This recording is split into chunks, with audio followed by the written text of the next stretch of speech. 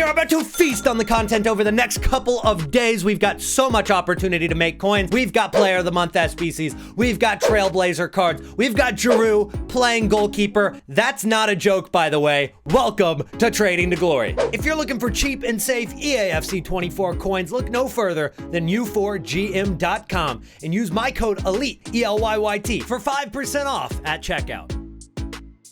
400 assists gets us this 100K pack, so let's see if we can hit 400 likes on today's video. And this pack is not the only big pack that we will be opening over the course of the next couple days. The obvious supply coming from marquee matchups, division rival rewards, the new promo on Friday called Trailblazers. But another thing people aren't thinking of is the preseason rewards that are coming from FIFA 23. If you did those objectives, we get Jan Oblak, 88 rated out of this 100K pack. It's not exactly meta. It's mostly fodder right there. We'll see if there's anything underneath, maybe. Varane! Yo, that is a huge pack pull to start this episode, guys. Absolutely incredible. I don't know if you guys have been around for the Trading to Glory in the first 14 episodes, but what I will tell you is that I had the worst pack luck known to man. And over the last 4 episodes,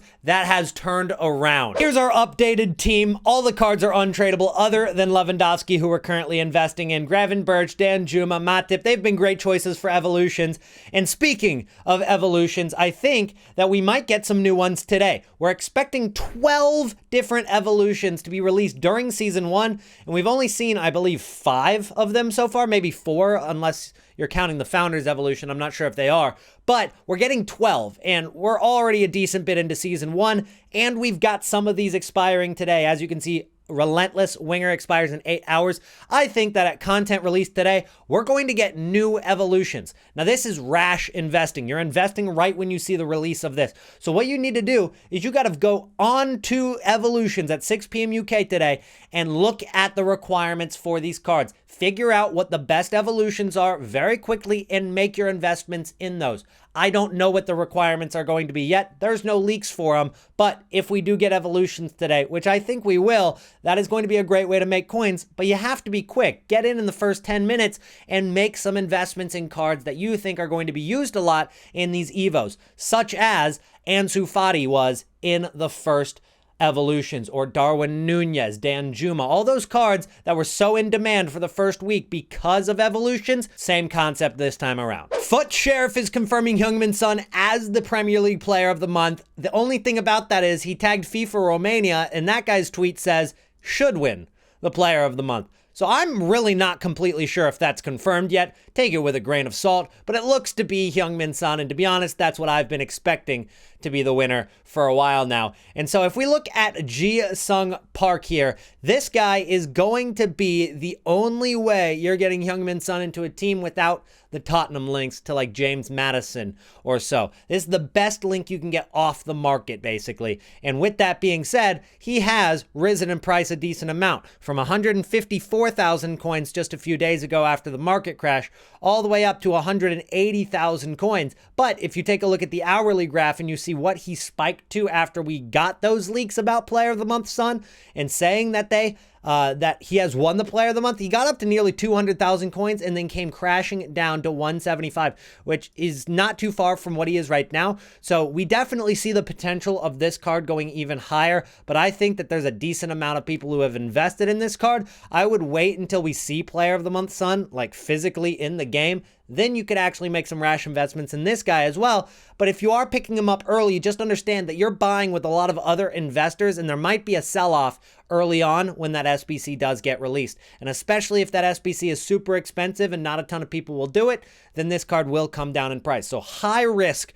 on this kind of trade. Make sure to watch all the way to the end of today's video. Not only am I covering every single base, but there's also something at the end that I'd love you guys to stick around and watch. But we have a couple of reasons to believe that the market might come down over the next 48 hours. One of the reasons is the fact that it has over the last 2 weeks. Every time leading into a new promo, the market drops leading into Friday and gets pretty low. But we've also got this new leaked max 87 base hero player, which we can expect to go into SBCs. We don't know which day that would happen. I think Monday is most likely, but they have added it to the code pretty early on in the week, so maybe we get it even sooner than that, or maybe it goes into the store. Based on how greedy EA have been and how disconnected they've been with their community this year, I wouldn't actually put that past them. In fact, if you go on to the game and look at one of the objectives that we got yesterday, it is absolutely unreal. I mean, I am not one to really complain about lack of content because I think that EA should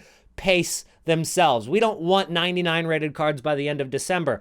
But where is this? It is absolutely insane. I think it's in seasonal. Yeah, there it is. In seasonal. Winner's Lounge is a new objective in which by winning 20 matches in the elite tier of division rivals, this is what you get. Take a guess. If you haven't seen it yet, take a guess what the reward is for winning 20 matches this early on in the game in the highest, most competitive part of Ultimate Team.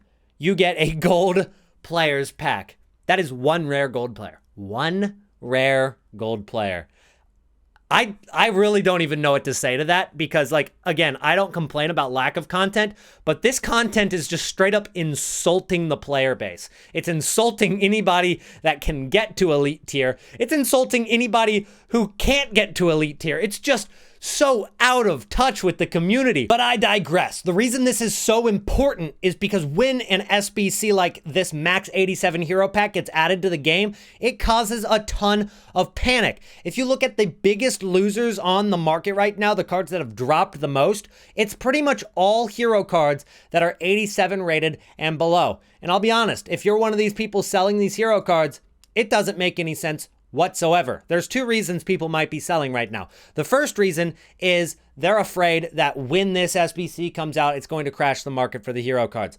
That's not going to be tradable. You're not going to be able to list these heroes onto the market. So it's not really going to have an impact on the price of these cards on the market. Second reason you might sell is because you're selling expecting to get that card back untradeable out of the SBC. It's not going to happen. The odds are so low. Even if you're selling one of the crappier ones, like Clint Dempsey, 85 rated, expecting to get the exact card back in return, it's just not going to happen. And so all those people are going to just go back to the market and buy back their card, which is going to cause a rebound. So it's great deals right now. If you make an investment on a hero card as they hit their lower points, they are going to make you a lot of coins because not only do I think they will rebound, but I think with all of the attention towards hero cards during this SBC, they could actually rebound to even higher than what they were before they started crashing. And some of these cards have come down 15, 20% in just the last couple of hours, and some of them up to 30% in the last couple of days. And you can take a look at some of the cards that are a little bit higher budget, like Yaya Toure or Ramirez. Even these cards are being impacted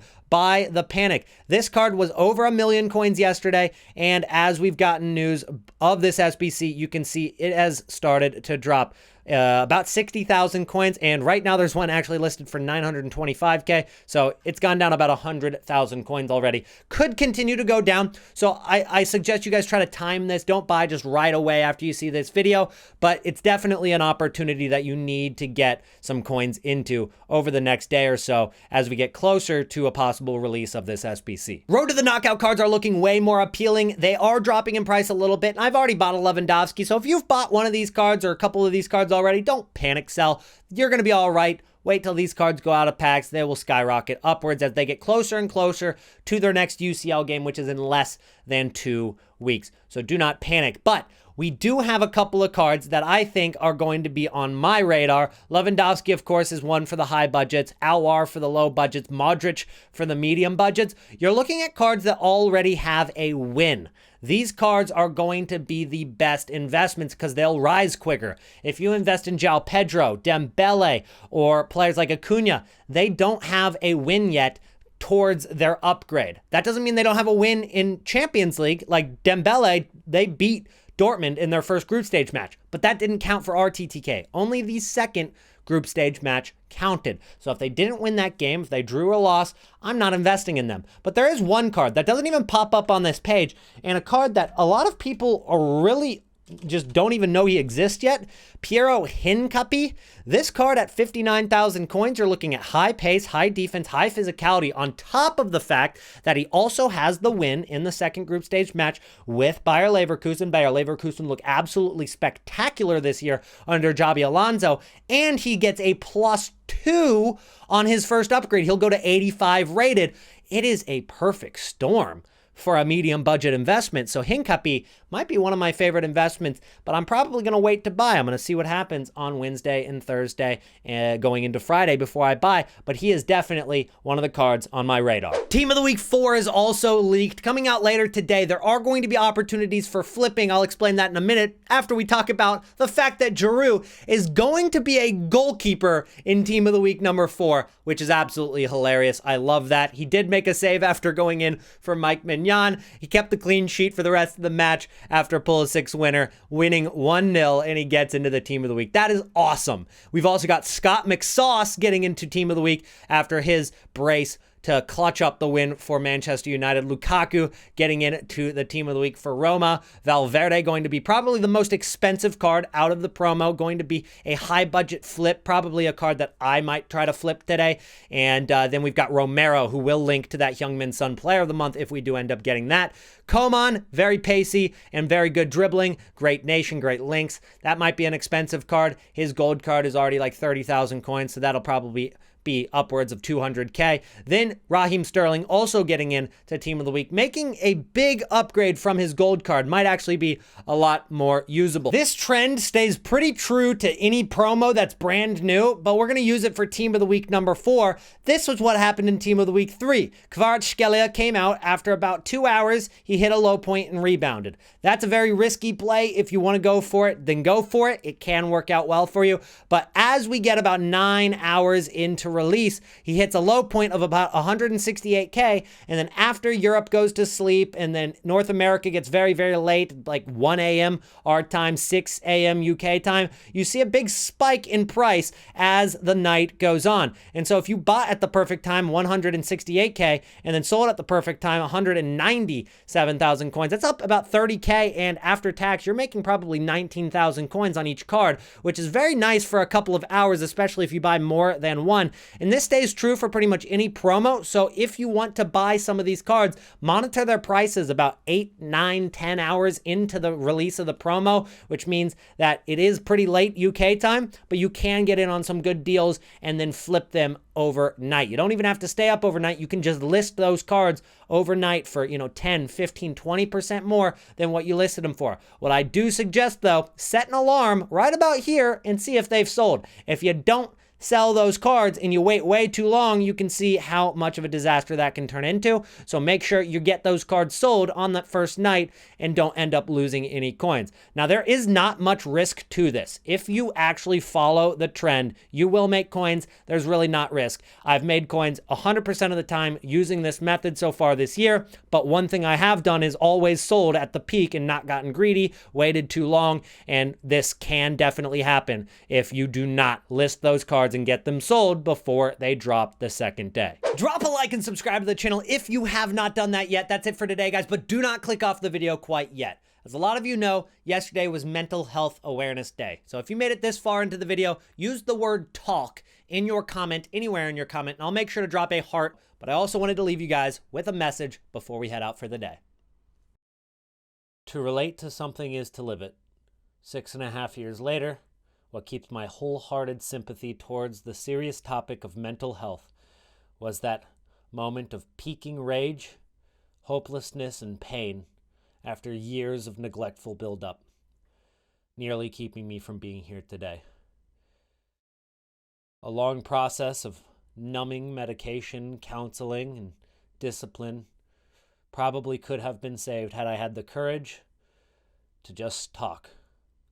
So don't be afraid to reach out to your friends and your family just in case they don't have the courage to reach out to you.